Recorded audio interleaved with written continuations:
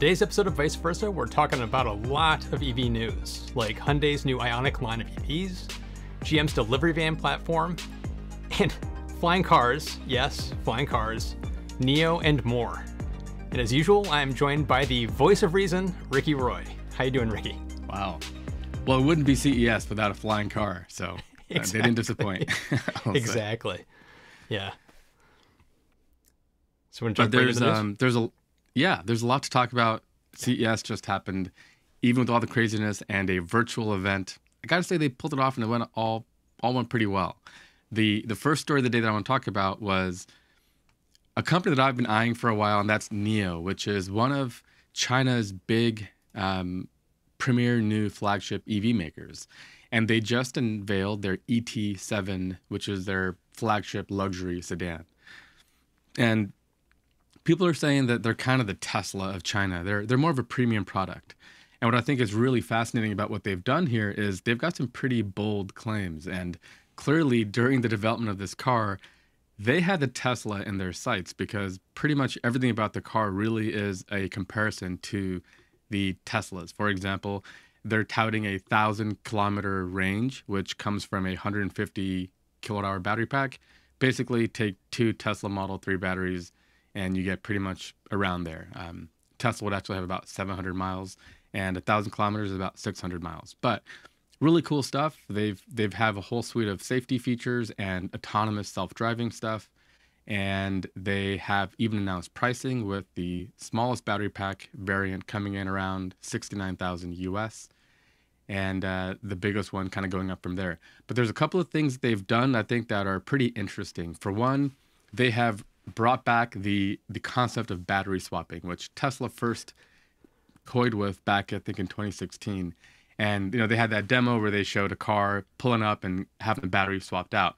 And they're able to do the same sort of a thing. And they've even unveiled kind of a Gen 2 swap station where they can go through like 350 swaps a day. So if you're looking to get a full charge, especially in a bigger battery pack car, that's interesting. I want to get your take before I expand on that one. But also they're claiming that they're going to have a much more high resolution camera.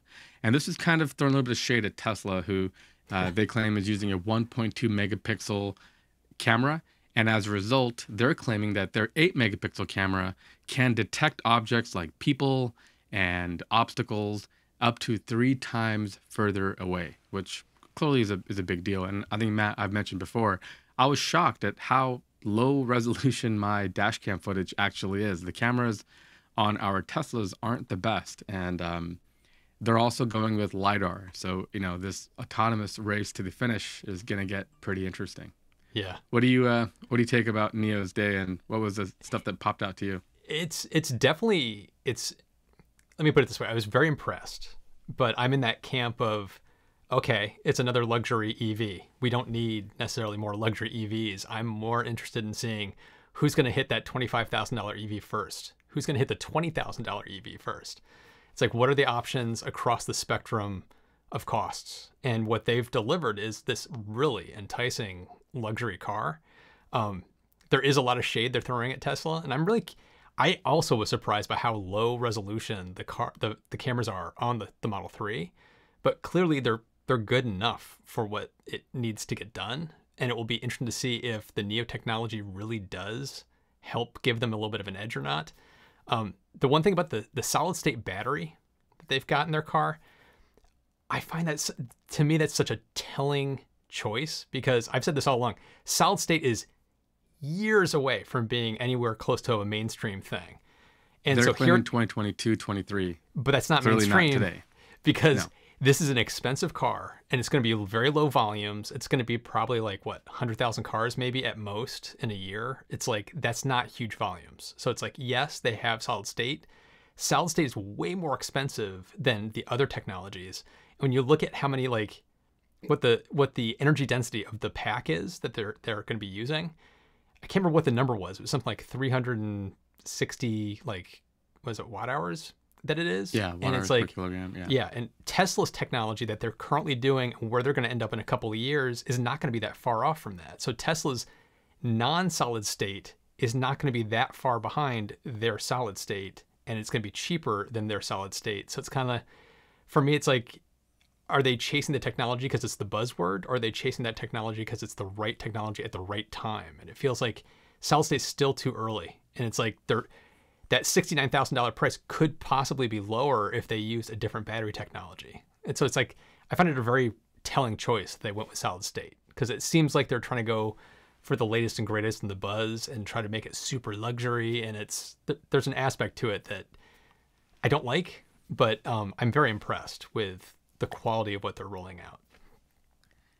Agreed. With solid state, I feel you can't have a car announcement in 2020 without having a mention of solid state batteries, whether or not you actually do it. And it kind of felt that way. They're not ready. They've even admitted it's going to be years out, and they're going to be building this car, without it, or there's going to be other variants of it. So I do think that's a bit of a marketing kind of a gimmick. Yeah. It kind of feels like you have to have a flying car at CES, same sort of thing. But I will say there's a couple of things I think I think we have a little bit of time. This story really was interesting to me, and hopefully we have time to cover all of it. But maybe we should both do episodes on this on our channels. But a couple of interesting choices. For one, they are going to have LiDAR, which Tesla has repeatedly said they're not going to do. There was that picture on Twitter of a Tesla test mule with LiDAR on board. And then they are also going to go with NVIDIA for the silicon for their system on a chip for their cars. Now, this is interesting because, a lot has been made about vertical integration and Tesla's approach. But one problem with vertical integration is you become stuck with your technology. What I mean by that is the analogy that I will use here is Intel. Intel has their own fab factories. They build their own dies. They are a manufacturer, not just a designer. But the problem with that is they have huge capital expenditures, huge factories around North America and elsewhere. And they're still on a 14 nanometer process, which is what is killing them today. AMD comes along and says, "Hey, we've got this design. Who can build us a 7 nanometer process?" And TSMC in Taiwan goes, "We can." And they go, "Sold. You guys do it for us." Apple, same thing with the M1. Apple doesn't make fabs. Like, they don't do any of the manufacturing of that. They design the chip, and they have partners. I think those are also, I think it's TSMC. Don't quote me on that. But who have a 5 nanometer process. And when some other company comes along and says, "Hey, we can do a 4 nanometer process," Apple goes, "We're moving to you." Whereas Intel is stuck with it. So here, NVIDIA, I mentioned this in, I think, episode 1. NVIDIA is my company to look at for self-driving. Their computer vision team is probably the best on earth, better than Tesla's. I actually know 2 PhDs from Berkeley when I went to school there. I didn't get a PhD at Berkeley, but I knew some PhDs, Kenneth, who both work at NVIDIA today in Mountain View. And they have some of the smartest people around for this. And companies who go with NVIDIA will get the leverage of all that comes along with, they have some of the most cutting edge GPU designs and stuff, if you've been following the RTX kind of series. And they're going to have custom SoCs for self-driving cars. So Tesla's gone it alone. And the problem now is they're stuck with whatever they got, whereas people who go with other vendors and manufacturers can always jump and pick and choose whoever has the best stuff. So that is the only real drawback to vertical integration I can think of. And I wanted to bring that up because what NVIDIA is doing in the world of self-driving cars, you got to go take a look at it. They've got some pretty amazing stuff, and they're going to be at the heart of this thing, in my opinion. And I think, what else did we have to talk about here? I was going to say, I'm going to disagree with you a little bit on that. Vice versa. This is... No. I look at NVIDIA as, how Intel has kind of lost the processor race. Apple comes out and just like drops the mic, and now Intel looks like this outdated technology. NVIDIA is doing this tactic of just throw more power at it. So it's like their technology is really impressive. But when you look at that Neo, for example, they're using, I can't remember what it is, 3 or 4 of those processor chips to get that massive like processing power they've got. How many watts is that? I think it's going to be something like 360 or 400 watts or something of power that's going to be needed to run their engine in the car. And part of what Tesla did was they optimized the hell out of it to get it something that's for the performance per watt. It's like exactly what Apple did with the M1. The performance per watt is astonishing on the Tesla technology. So it's like they're getting far more performance at far less power. So it's like the efficiency of that cannot be overstated. and how that can grow over time, much like what Apple did with their M1. It's like there's a different trajectory that I think Tesla's going to go in for the sheer power of the technology. Fair point. But I will mention Elon, the page one rewrite for FSD was a function of the fact that they weren't able to get enough resolution to be able to like resolve objects with the way they were doing it. So they went from images with motion blur and, low frame rate as a result of nighttime and other considerations to taking like a video clip, which helps the computers be able to figure out that's a bicycle, right? That comes from, like the low resolution of the cameras and the compute power and stuff like that. So what we're really doing is we're seeing like a bet on hardware. Will a 1.2 megapixel camera be good enough for FSD? That question has not been answered yet, and we will find out in time.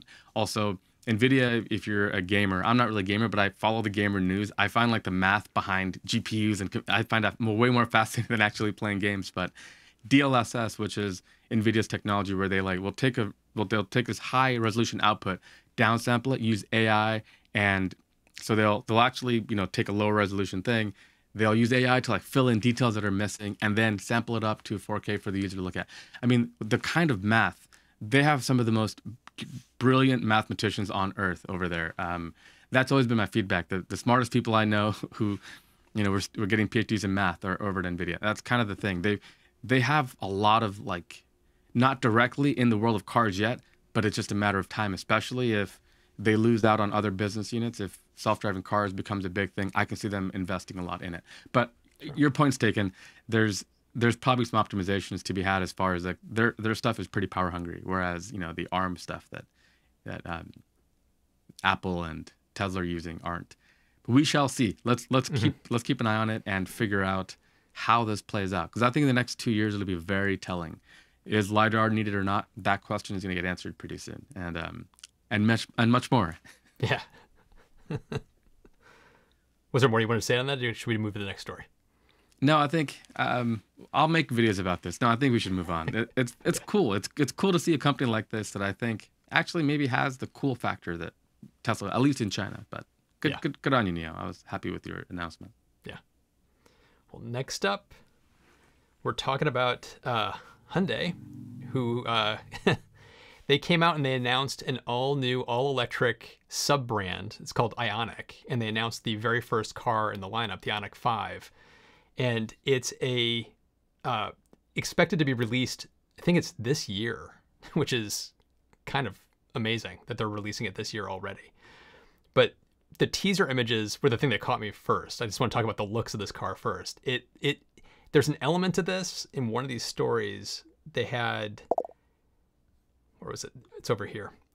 There was some images from the concept car that they showed off earlier that it's going to look somewhat like this probably. And it's like, this is a very Cybertrucky kind of inspired look where it's angular like the Cybertruck, but it's been kind of rounded off and softened in certain areas. So it doesn't feel so foreign. But yet it's a very unique, stunning design that really is going to stand out in the market, because there's nothing else I've seen that looks anything close to that. It's just really, really cool. But it's really neat to see Hyundai, who had the success with the Kona, which you could argue is a compliance car because they really never did meet the demand around it. It's really interesting to see them rolling out a brand new sub-brand that's going to be all electric, where it looks like on the surface they might be turning that corner of trying to release a car in a line of cars over the next few years, because they're going to be releasing a whole slew of cars under this brand that is not going to be a compliance car. It looks like they're trying to go mass market with this. They're saying 23 battery electric vehicles by 2025. Yes. That's crazy. That's like 4 years from now. And so we've talked about this, Matt, in the past. We love companies that have investments in architecture.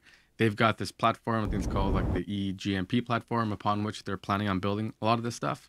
800-volt architecture, which is the latest and greatest, the new goodness. I think that's where the industry is kind of headed. And this particular car you're talking about, 310 miles of range and bi-directional charging, which again is kind of the buzzword of the day. You got to make sure you have that if you're building a new EV, but it's all lining up to be pretty promising. For me, the biggest part of this story that I love, and to me, this kind of shows that I've told my wife before, I love Japan. When we were going on vacation, Japan was my place. Everything about Japan I love. And my wife loves South Korea. She watches like the novellas from South Korea. And to me, South Korea feels like the new Japan. They're all over it. They understand what they're doing. For example, Hyundai broke out. They had this really nice car called the Genesis, and they realized we don't have like a Lexus or an Acura. Let's make Genesis, which will be our flagship car, because nobody's going to spend $80,000 on a Hyundai. It's not going to happen. Yeah. VW figured out with the Phaeton. You're not going to do it. Change the brand, have a little more prestige behind it. So here now, I think it's kind of the same thing. They took the Ioniq, which was to my mind, a pretty forgettable EV, decent, really good on range, if I remember correctly. I think, or is that the Niro? I think it was Ioniq, but really pretty efficient. And they made an entire lineup out of it, which is probably the right way to go. If you're going to keep making the Elantra, by the way, you mentioned about the angular design of the car. I'll have to go back and look, but I saw it on the road. It's either an Elantra or one of their cars has that door style with all the creases and folds in it. So it's part of their design language. It's not completely foreign, which again, kind of makes me think pretty close to production. Yeah. But they get it. They have an entire new car brand, which I think is kind of cool. If you're looking at a car and Ioniq comes up and all they make is EVs, their showrooms are centered around it. That just makes way more sense. And maybe they'll go the route of direct to sales because there are no Ioniq dealers around the world, right? Yeah, I could definitely see them doing that, going the direct route. Just sidestep the dealership model and just go direct with this brand new thing. Because it sheds that legacy that they don't need by going this direction. It's a very smart move. I think it's going to be interesting to see how this plays out over the next couple of years. But I was really surprised that this first car is coming out first half of this year. So it's like we're going to see this really, really soon. It's going to be pretty exciting. Yeah, so they've got a lot more than they've shown already. And yeah can't wait to see it. Yeah. So next up is you. All right. So this was cool. I think Matt and I were talking about before the show. I thought that GM and NIO this last week really made the biggest waves. And I got to really give credit to GM. If you've been watching this show, one of the big themes lately has been GM doing good stuff. And here's another example of it, where at CES, it can't all be business and, it can't all be nuts and bolts. There's got to be some fun involved. They introduced a VTOL, a vertical takeoff and lift aircraft, little personal aircraft here on the left, and a Zoox, kind of a autonomous taxi, robo-taxi kind of a concept as well. So the idea for the VTOL, I think it was a 90 kilowatt-hour battery pack, and it would have 4 kind of lift fans, very similar to kind of if you have like a drone, a quadcopter sort of a concept. And imagine if you were some highfalutin executive, you could hop on your helipad on the top of your building and fly home. Very Tony Stark-esque. Yeah. Is this going to be a product you can buy in the next couple of years? Absolutely not. No. There is a slew of things that have to happen. But I used to think it was cool to see prototype cars. And then when Tesla started showing off how we should make the stuff we claim we'll make, I changed my tune. But again, this is kind of cool, but at the same time, would they have been better served to build something more practical? And that's where the second part comes in. I think we mentioned it last week or 2 weeks ago. The Zoox, which was bought by Amazon, is a kind of a purpose-built robo-taxi car. There's no steering wheel, and the seating isn't in alignment with driving. It's more about a conversational cab, think like a train coach. Right. So Cadillac has built something like that. To my mind, it looks pretty good. It has kind of the Cadillac Pentagon styling, and I'm optimistic. I think the details are pretty scarce at this point. But if they build something like this might be. Oh, and the big news is this is going to be the kind of the cornerstone of their Super Cruise tech, which is their full self-driving, and they're investing in that heavily. So, I think you could say the race is on for this idea of a future of robotaxis. And to my mind, a car like this probably would make more sense as a robotaxi. So, GM, good for you. Let's see what comes next. I don't know. Yeah, I find this kind of stuff ridiculous at every CES. So it's like flying cars, okay, whatever. But their discussion as part of this announcement, which was around the autonomy and their Super Cruise, is what really kind of impressed me the most. It was like, okay, they're doubling down on this, and they're already releasing in these new lines of cars. Like they're rolling it out across their entire lineup. So basically, all cars will have Super Cruise at some point. So it's like they're doubling down on it. And then when they went to the pie in the sky thinking is when they said, and we'll use that same technology for these VTOLs and for these like people mover van things. And they were showing this crazy stuff. It's like, okay, during that part of the presentation, because I attended CES virtually and I was watching all this stuff when they were doing it live, I guess. When the lead designer was talking about that VTOL, it's for one person. It's got one seat in it. And he was saying they're going to have a second version, which is a two-seater. And he kept saying for very personal, private, intimate flights. For very personal, intimate flights. And he kept using the word intimate. And I was like, please stop saying that, because that's making you think of only one. Like, you're going to be flying over the city, being intimate. It was like, will you please just stop saying that? So I just thought it was really funny that it was this ridiculous, ludicrous thing. And he kept using very odd word choices to describe what it was. But aside from that, this, to me, it's like with their Ultium strategy, the platform that they've been rolling out, all the things they've been talking about, it's like they have every right to have some pie in the sky thinking stuff that they're sharing, because in my mind, they're earning it. And I was very harsh on them for the Hummer CG stuff that they did that I thought was... Yeah, you were brutal. I thought it was completely inappropriate to release that stuff and make it feel like it was real. It was all fake.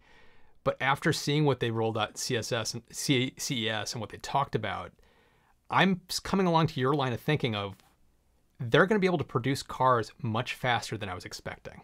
Because of this platform, their background and expertise in building cars, those two things combined together, they should be able to design and roll out new models really, really fast. And everything at CES that they were saying was lining up with that. So I'm very impressed. Yeah, I think you're going to take our next stories, which feeds into exactly what you're saying. But really quickly, I think the CEO, Mary Barra, her job the last a year, let's say, has really been to convince investors. You know, our stock might take a dip when we're going to have to invest $27 billion. We're going to retool factories. We might drop cars, but bear with us in this transition. And we talked about the CEO of VW the other week. She's doing a fantastic job. I gotta say, this is not an easy thing to do. They had a brand logo. They redid their logo. It's bizarre. Yeah, I don't want to get you started because you're the designer, and I actually maybe after hours, vice versa after hours, Al. Yeah. But they're doing this thing. They're doing this. Anybody who still kind of doubts that they're serious about it, leave us a comment. I'm dying to know what it is that's still holding you back, because at every turn, they have been pretty much like poo-pooing gas cars and talking about how EVs are the latest and greatest and you have to be building EVs at every opportunity. So bravo, GM. And let's jump into your story next, which is probably the highlight of CES. Would you agree to that? Is that fair to say? For me, it was, because it builds off of what we just been talking about. They unveiled an entire new kind of division unit. I don't know what you call it. It's called the BrightDrop.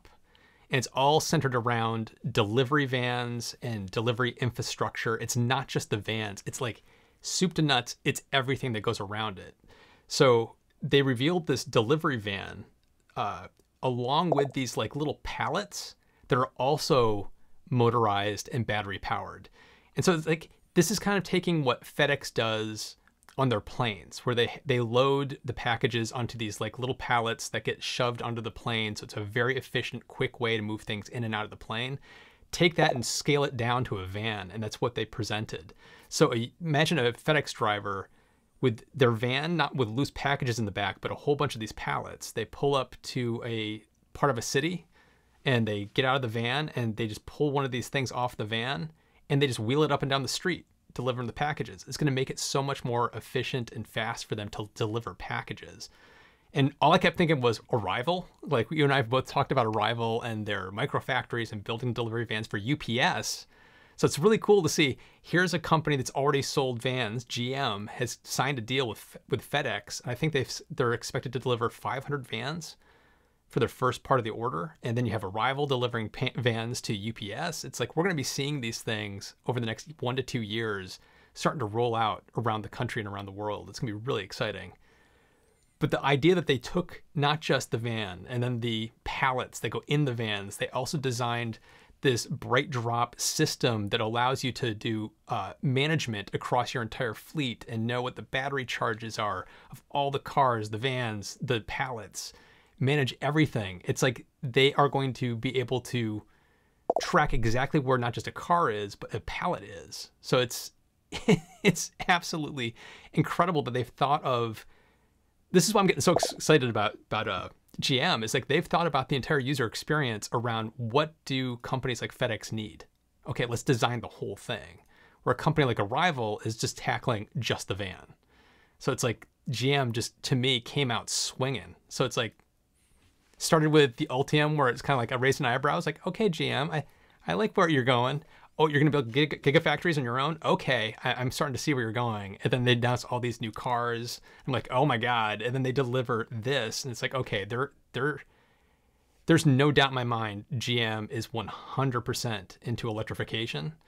And so for me, there's, of course, Tesla. And for me, I know there's, because Dieselgate, but VW is another company that gets me really excited about EVs. But GM just like, to me, shot up to like second place right behind Tesla for what gets me excited about electrification right now. Couldn't agree with you more. By the way, one little angle I was thinking about this, with the architecture that they have in place, they're able to be able to power whatever they need with one type of cell that they're going to manufacture one pouch cell. You can stick them in this configuration for this many batteries or this many miles with a big truck, but it doesn't change the manufacturing of it. You couple that with the fact that I think GM is still going to have a tough time competing in terms of what I would call the desire coefficient. People love, like if you're in the market for a sedan, it is tough to compete with a Model 3 and a Model S. Those are two of the prettiest cars on the road. And if you're looking for a Y equivalent, maybe the Mach-E probably is pretty. But I think what companies are going to find is it's going to be tough to compete with Tesla on the personal consumer side. What makes GM really interesting is they're going to have a really big time footprint on commercial trucks. Commercial operators don't care what your truck looks like. They're not in a beauty contest. This is about how long's your warranty, what's your service like, what's your life, like full life cycle cost. And if they can deliver on that, that is how they might be able to get their foot in the door. And then suddenly if they're making tons of money and then they have further and further R&D, that could be how they fuel their lead back into top place if that's their ambition, which it should be.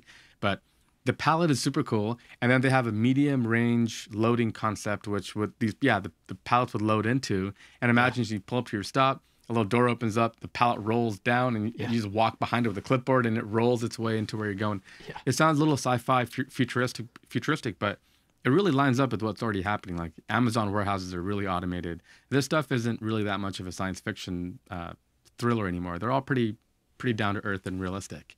Yeah. And once they deliver upon that, the big thing next would be EV600, which is a 250 mile range delivery van.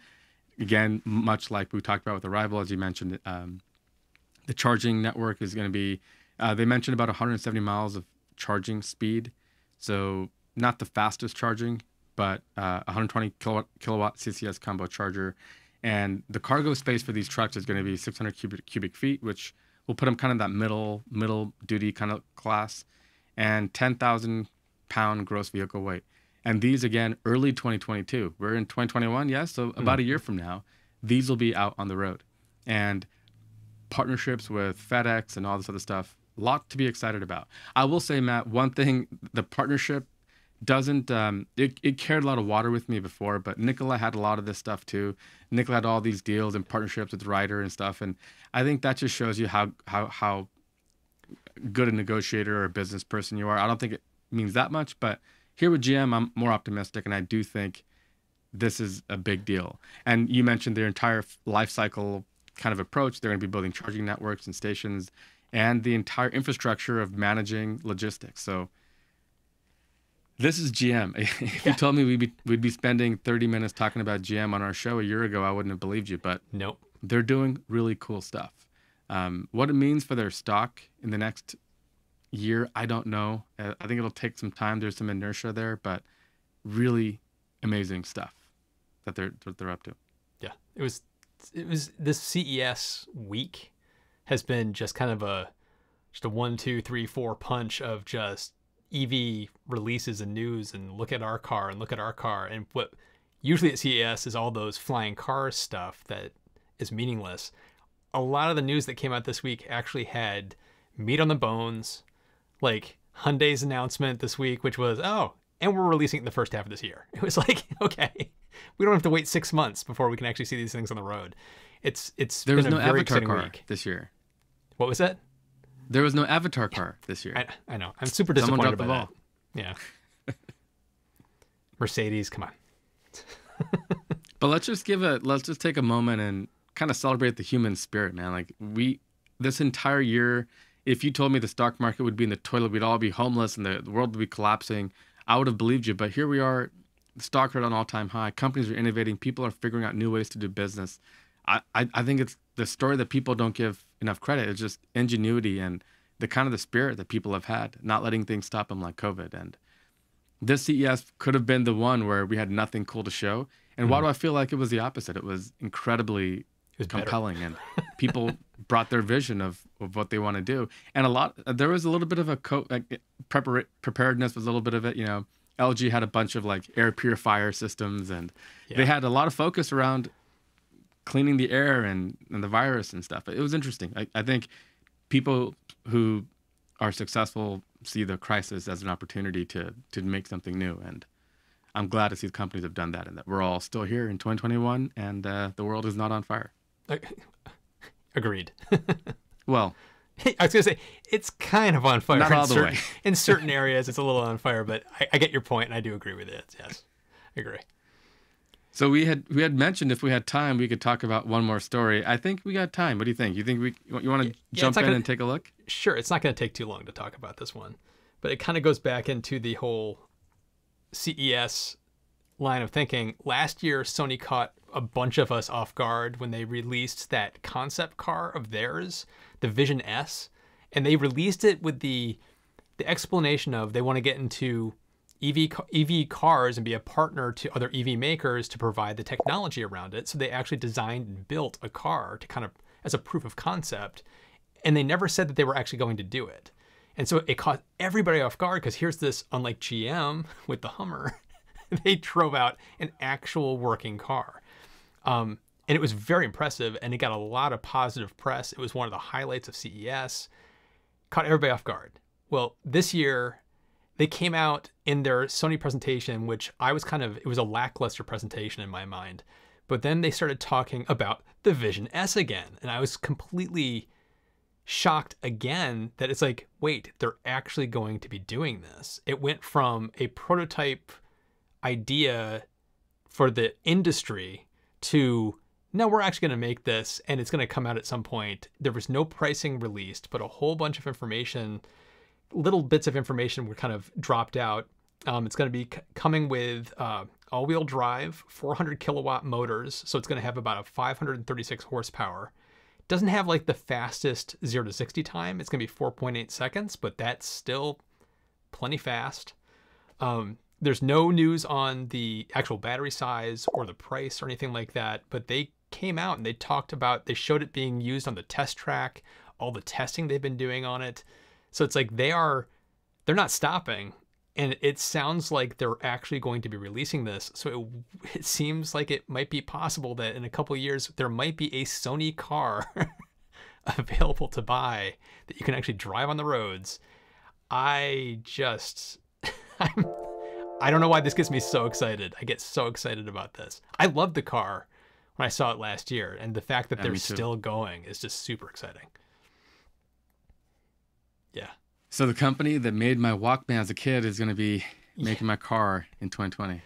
I just hope they can. I hope they can deliver it faster and more better than the PlayStation 5 which is still hard to come by.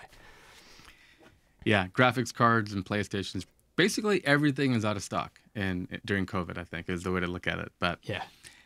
this is cool. I was talking to Matt before we started the show. I was kind of joking that Sony thought, we're going to show off our UI and our kind of screens and sensors, our tech, safety. We're going to show off this package of peripherals that EV makers can license from us to use in their car. But what I think they didn't expect is every EV maker looks at that as the fun part. So Matt, you mentioned, I got a chance to meet with Lucid and their chief designer, and he went through the design of the interior. That was fun. I bet you that was a fun exercise. So I think people have opted to build their own rather than go with Sony here, especially because, Sony's not like proven in the industry in terms of like building UI for cars or building sensor suites and stuff. So I think they kind of realized, okay, well, we didn't have the overwhelming demand that we thought we'd have. Screw it. Let's just build the car ourselves as, if nothing else, as a platform to show off our technology for the future. But what a cool world where EVs remove that kind of unachievable obstacle of building an internal combustion engine, and now suddenly look at all the kind of companies that are flocking to build cars. Yeah. Just for me, this was the cherry on top to CES. It was like, oh, and Sony's actually making that really cool car I want to get.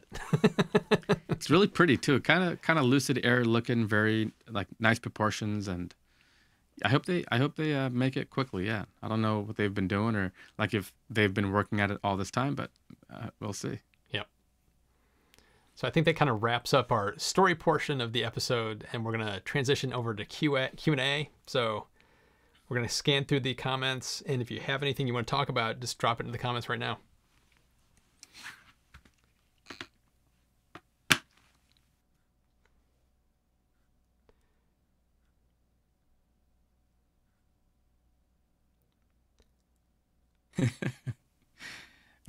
The Ascended Ancient says, wait till Sony region locks your car. Jeez.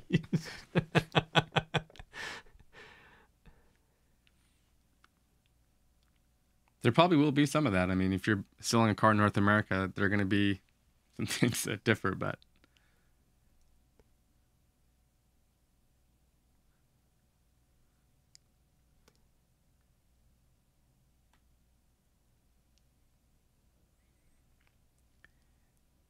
he also asks if it's a bit personal, but have you invested in Tesla? Yeah, I invested in Tesla several years ago. They're one of those companies that if you believe in what they're doing and you keep seeing evidence of growth and development, they're a long-term hold for me. I have maybe even like 10 years sort of a thing. So yeah, I also invested in them a few years ago too. For me, I'm just holding. Exactly. Yeah. 47 Solar brought up, and we should have probably talked about this. He said, my brain doesn't equate Apple to Hyundai, so the rumored Apple car built by Hyundai will need to be next level in terms of fit and finish and material quality. We should have probably talked about that when we were talking about Hyundai. That story of Hyundai and Apple is hysterical to me because it's like Hyundai just completely shot themselves in the foot. Like they should. Apple, the most secretive company in the world, doesn't like things to be talked about. And here comes Hyundai going, yeah, Apple is talking to us. It doesn't mean that Apple was going to actually do a deal with them, but it's like the fact that they said that was just a oopsie. But yeah, I agree.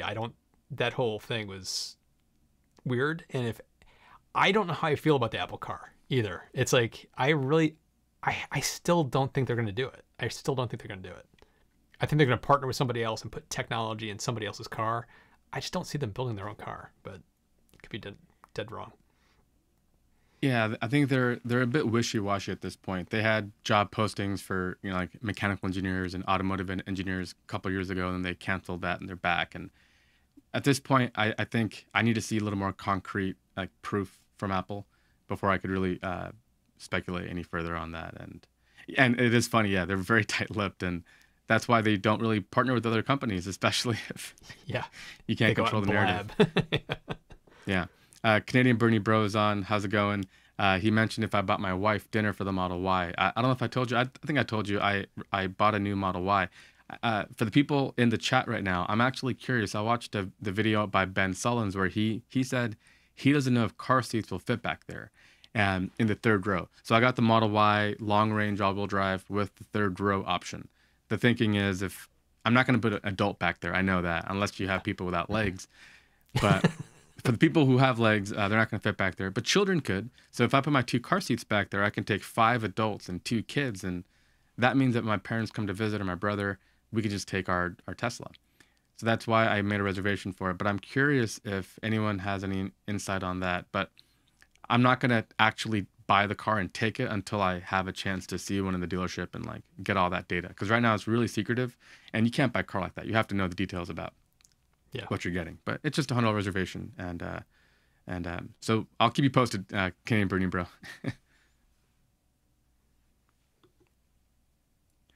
So, Lucky Luke mentions if we would pick an ET7 over a model, I can't read the rest of it. I don't know if they mean Model 3 or S. Yeah, probably Model S would be my guess. Probably Model S. Yeah, the flagship. What do you think? Would you? I probably would. Yeah? Yeah. I'm going to be I may get flamed for this. I don't like the interior of the Model S. I never have. It just doesn't fit my style. I prefer the Model 3 interior to the Model S. And it doesn't fit Tesla's style either. Don't worry. They're going to change it. I don't even think. So the ET7, the interior looks spectacular. It looks like a really nice luxury car. So, yeah. Yeah, to the point, Jose Marquez says Apple could do the software for the vehicles. I think there's a lot of like, building an operating system is not an easy thing, but there's a lot of companies doing it now. I just don't know that people are going to be that keen on buying from Apple. Like, for example, I didn't know this, but the company I used to work for was bought by BlackBerry. And so RIM BlackBerry, one of their big money makers right now is they build this operating system for cars. I forget the name of it, if you remember. But it's just a nice, old-fashioned, very secure, very reliable operating system for cars. And I don't think people are using it much anymore. They're building their own. Like Lucid's not going to use it. They're going to build their own from scratch. And so VW and Ford and stuff. So I think the days of the licensing of kind of the design of the OS for cars might be over, because I think that could be viewed as companies as another opportunity for them to have that distinguishing factor or that thing that makes them unique. Well, that's a good case for Apple doing their own car. Yeah, it better be better built than MacBooks from 2015 to 2020 with the keyboard that they can't even make work. So to me, Apple has some stuff to prove there. Yeah. But I do like Apple. We'll see. Yeah, there's some acquisition news. Somebody mentioned the Lion Electric. We covered them in the past with electric school buses and stuff. They have an acquisition target. I guess we can talk about that maybe in the future. But QNX is the name. See, I'm telling you, man, our viewers have all the answers. I should have you guys like funnel into my ear. But QNX is the name of the operating system that BlackBerry makes for cars.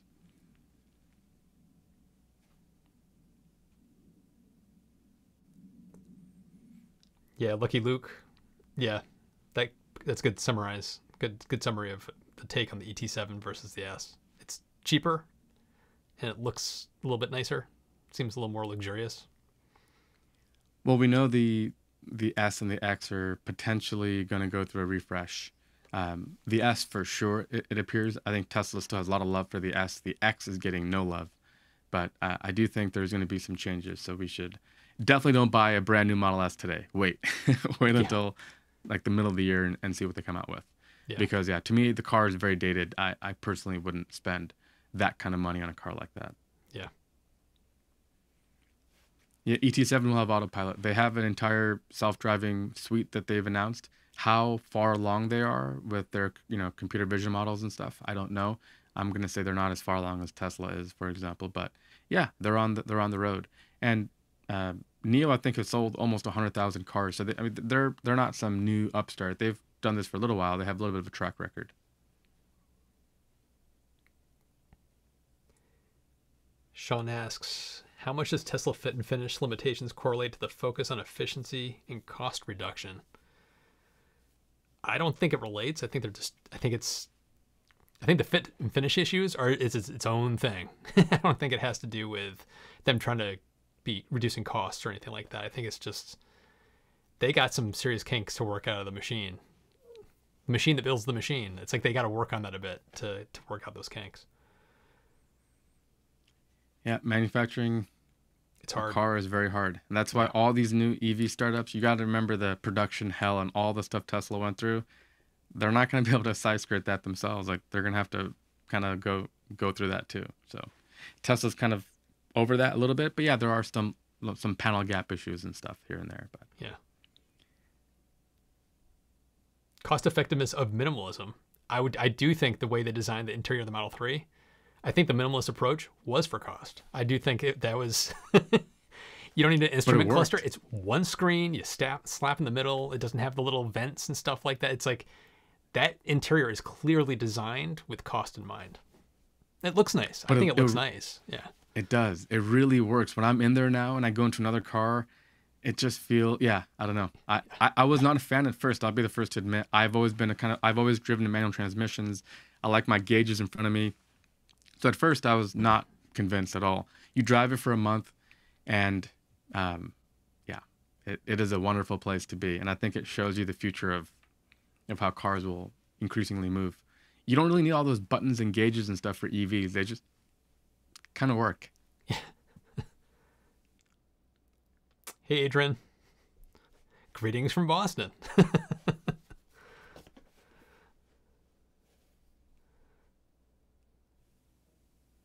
Yeah, Adrian says hi from Germany. Yep. Glad to have you.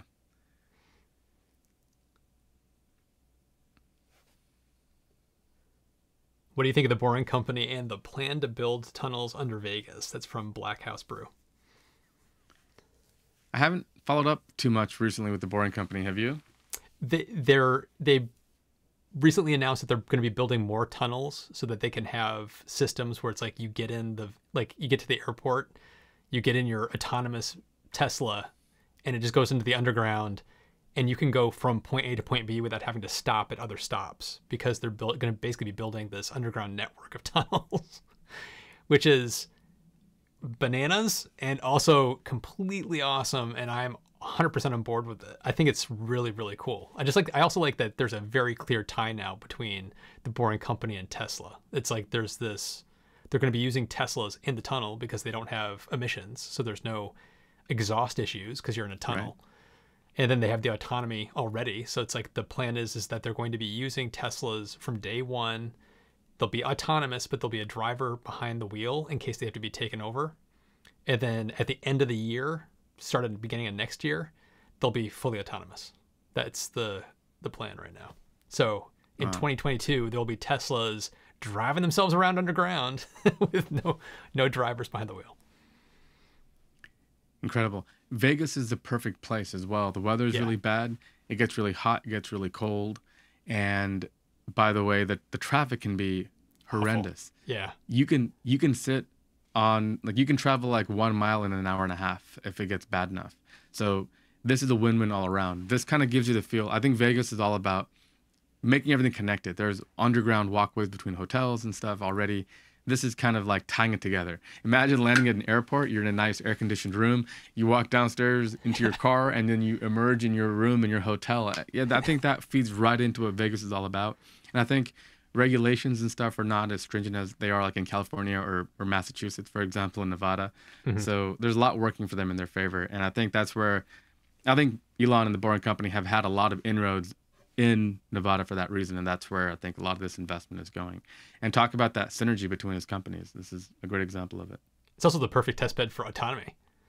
You're in a tunnel. Very good point. You're not gonna be worrying about pedestrians or streetlights. It's like it's its own thing. It's gonna be a pretty safe test bed for the autonomy.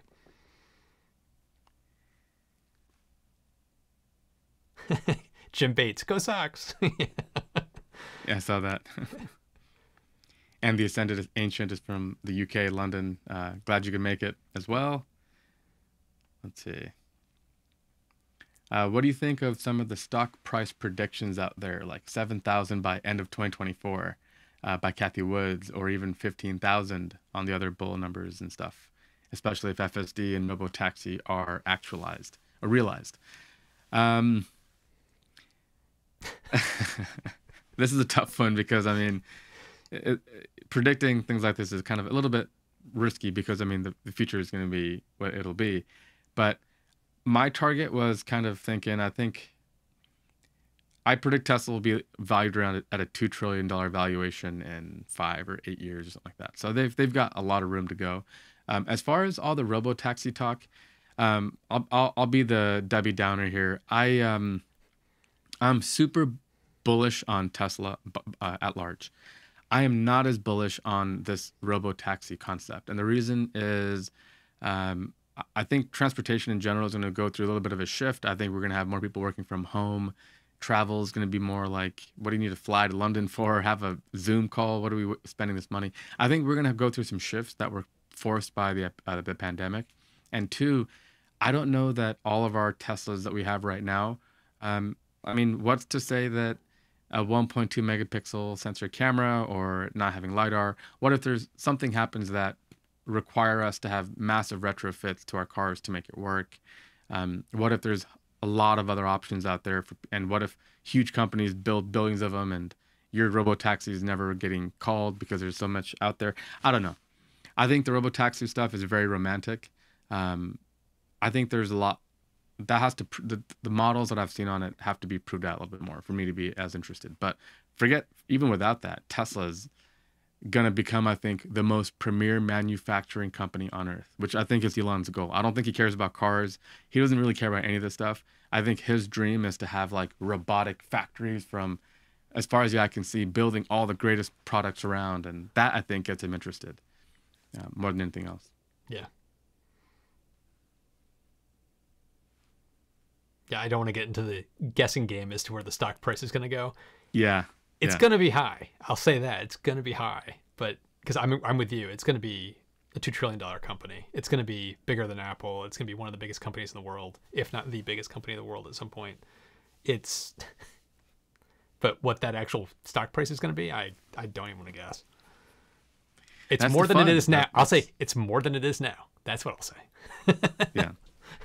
I think it's a pretty safe place to park your money. I'll say that. I think Tesla is a really solid company, really well run, with really great vision, which I think is where Apple's maybe stumbling a bit. I think they got to kind of make a decision on what they want to do.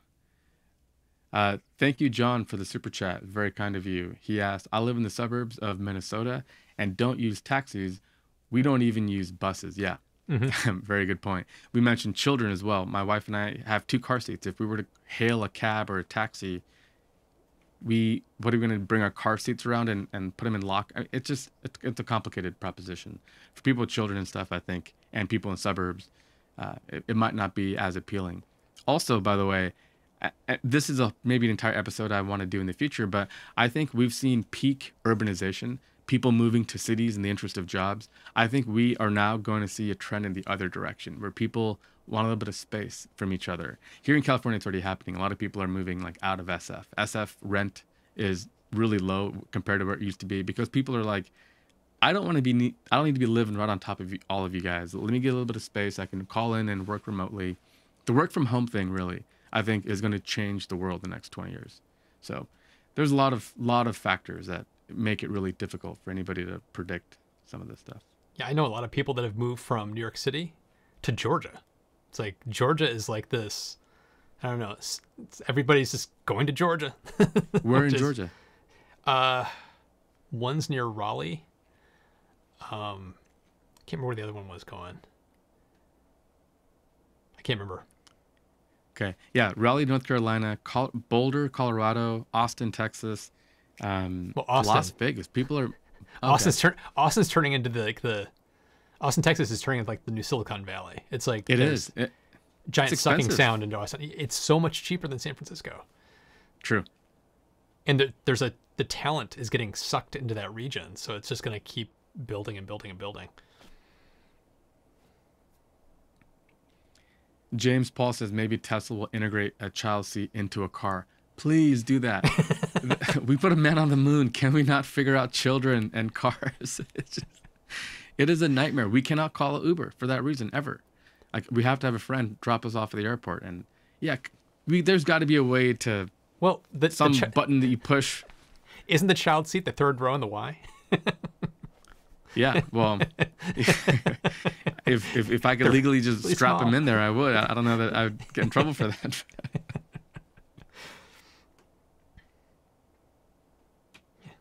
Devil went down to Georgia. Absolutely.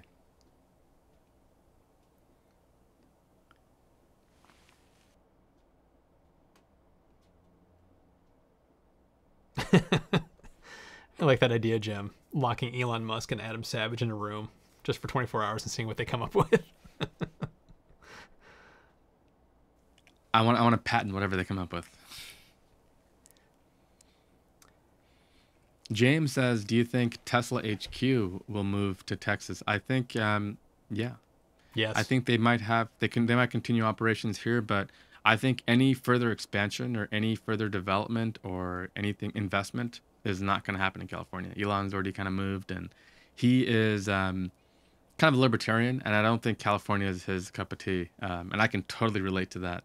It can get kind of tough here, and I think I think Austin's going to be where future investment will be. Yeah, the Fremont factory is not going to go anywhere, but the headquarters absolutely will move to Texas.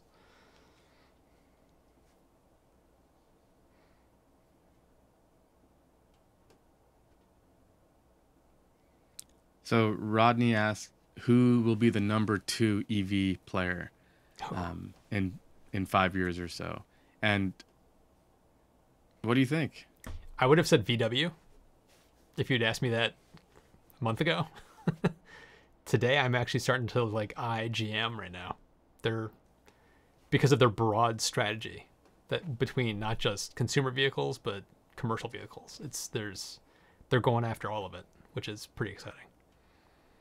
I'm with you. I think GM as well for number 2. Mm-hmm. You know, if you rewind time to like 1920 when the internal combustion engine and the automobile was catching on, there was like 200 companies building cars in America. And then over time, acquisitions and kind of, people get bought out and things kind of settle down. But that's kind of where we are again. We're in a point of like expansion. So I think Rivian and Lucid, and we're going to have tons and tons of Lordstown Motors. We're going to have tons of companies building EVs. And I think some of the legacy makers will remain. And eventually there's going to be some consolidation, but it should be fun to see. But I do think GM probably is best poised right now for number 2.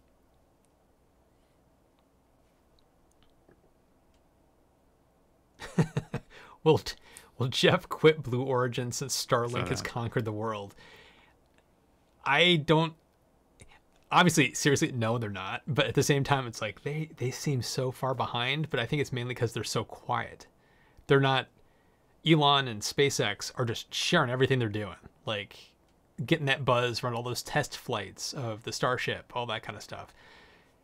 Where Blue Origin is doing everything behind closed doors. They're doing everything in secrecy. So it's like they could be doing amazing things. We just don't know about it yet because they haven't revealed it. So I'm not counting them out, but they do seem to be really, really far behind. Yeah, agreed.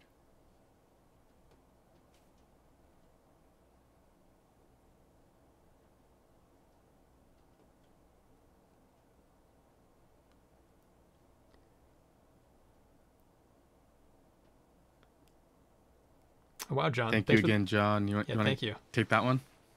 Yeah, I like the live stream. Watch out. Hey, you watch a lot of my videos. Thank you. How can you can't get the third? I think you mean third row in the Pro Model Y. That's the one I have. Too much torque for the kids. I think it's a Performance Model Y. Yeah, the Performance Model Y. Yeah. So you can't get the third row in that configuration. Not yet. I didn't actually check that. It's not available. Yeah, it's not available in that one yet. My hunch is because of cost. I wonder if they're trying to keep SKUs because it's that's the top of the line where they may be trying to drive certain buyers who want the third row into the middle tier. Do you know what I mean? It's like there might be a cost reason why they're doing it that way. I don't think it's because you're gonna like rip your kids' heads off by going into the fast torque there, but I think it's more about costs. I wouldn't be surprised if you wait 6 months if it'll come out. It's like they'll probably roll it out there at some point. Yeah. I'm glad you brought that up. I didn't actually know. I'm not in the market for performance. My Model 3 is a performance, and I love it. But for the for the Y, and you get better range. You get about 30 more miles of range or 40 more miles. No, I think like 20 more miles by going with the non-performance for the Y. So for me, this was our road trip car, and my 3 becomes the car when when I'm alone or we just need to go somewhere closer. But GM over Neo. So the Chinese market for me is something I think I need to just do more research with. The Chinese car companies, look out. They were not a big player in the gas car world, but they are going to be big in EVs. Neo is going to be big. There's a couple others, XPEV and Li. So I think we should maybe do a little more research and we can talk about some of the Chinese cars. But there's going to be some big moves here in the next 5 or 10 years for sure.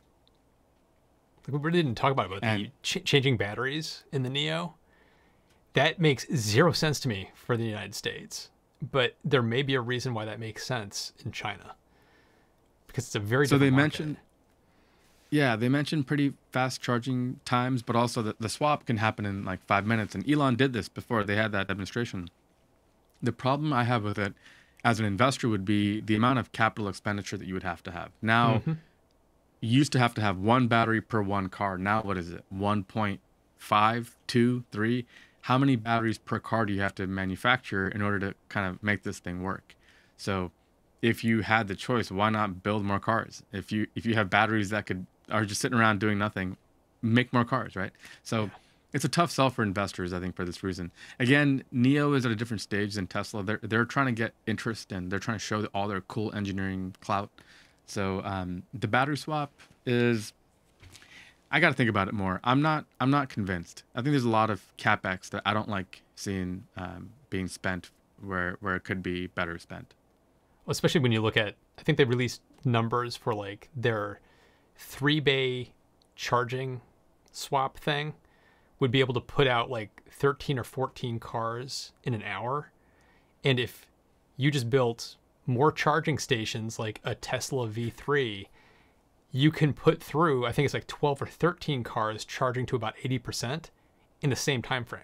So it's like, why are you going to spend all that extra money on something that's takes up more space? You still need the high voltage and electricity to charge the batteries, and you need additional batteries they have to keep by. And what if you have different SKUs? Like I have a Neo that has the 100 kilowatt battery. It's like, I'm going to want a 100 kilowatt battery replaced. So that means you have to keep a 100 kilowatt battery and a 50 kilowatt battery and all this other crazy logistics, stuff. Yeah. It's like, it just doesn't make sense. It's like, it doesn't make sense. So there might be something in the China market I'm just completely missing, where just thinking about how it's used here, it's like, I can charge up in 15, 20 minutes. I can't imagine the extra expense of having to have an entire facility that's changing out batteries in cars. It just seems insane. Right. Canadian Bernie Bro makes a good point, which is there's money to be made in leasing batteries. Also, by doing the leasing approach, the battery as a service, the sticker price of your car is lower up front. So you're buying an $80,000 car for $55,000 or something, and you give them a monthly payment in return. Now that's interesting. I think if I saw some models and projections on revenue forecasts, I might have a different tune on that. Good point. Very good point. Yeah. Really good point. We're running up to the end of time here. Any other questions? Oh, we are? Wow. Yeah. Any other questions you want to jump in? Take on before we jump? There's a lot of, this is fun. There's a lot of good questions out here. Do we have time for anything more? Yeah, we can take one more. Okay, one more.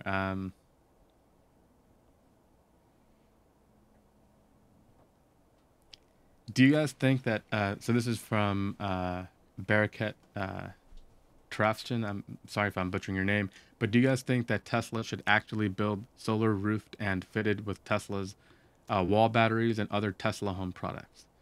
I think I don't think they're going to make normal traditional solar panels. They'll just stick with the roof and things like that to have more of a distinct differentiating factor.